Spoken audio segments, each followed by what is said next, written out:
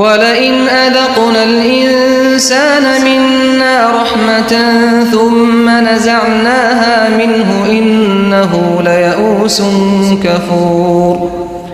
ولئن أذقناه نعماء بعد ضراء مسته ليقولن ذهب السيئات عني إنه لفرح فخور إلا الذين صبروا وعملوا الصالحات أولئك لهم مغفرة وأجر كبير فلعلك تارك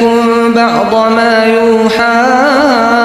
إليك وضائق به صدرك أن يقولوا